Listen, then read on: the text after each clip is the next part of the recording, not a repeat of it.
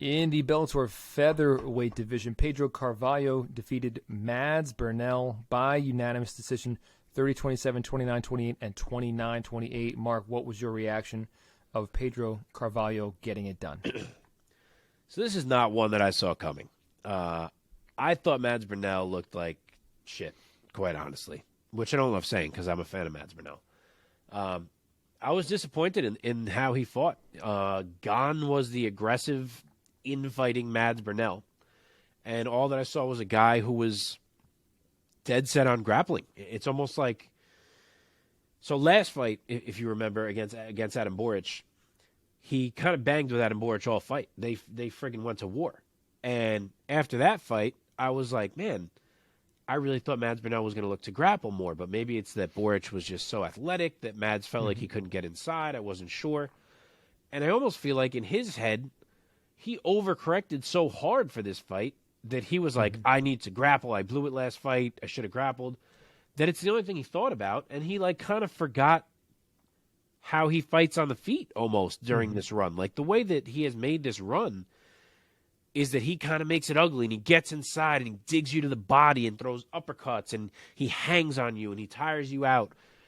And in this fight, he kind of just stayed on the outside and worked his strikes and tried to get back in for a takedown. And he kind of left out that whole part of his game.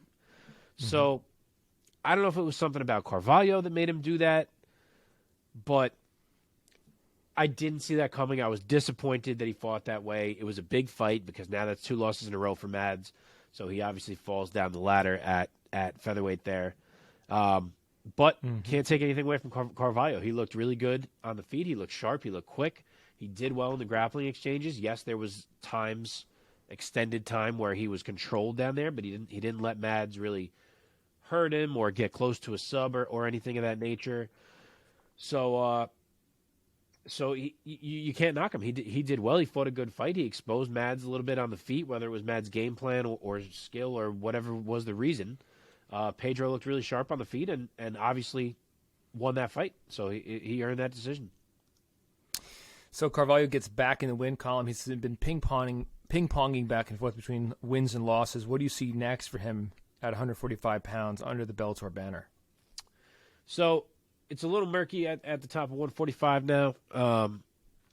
Since you got two big fights happening this weekend, I feel like you kind of got to let them play out. But if Adam Boric loses this title fight, I could see him and Pedro Carvalho making sense. If Boric ever won this title fight, then maybe you go to like Jeremy Kennedy, depending if he wins or loses against Pico. I wouldn't put him against Pico. I feel like there's bigger things for Pico, but one of those type of things is where I'd go with Pedro. Like it. Do you want to match up Burnell or no? I could see. I mean, there's a lot of options. I could see a guy fighting this weekend is Keone Diggs, who I am expecting to get a knockout win. He is a guy that had kind of been highly regarded. Then he dropped 2 in a row in his last 2 fights, but he's kind of hanging around that edge of featherweight. I could see someone like that maybe get a little reset for Mads. Nice, man.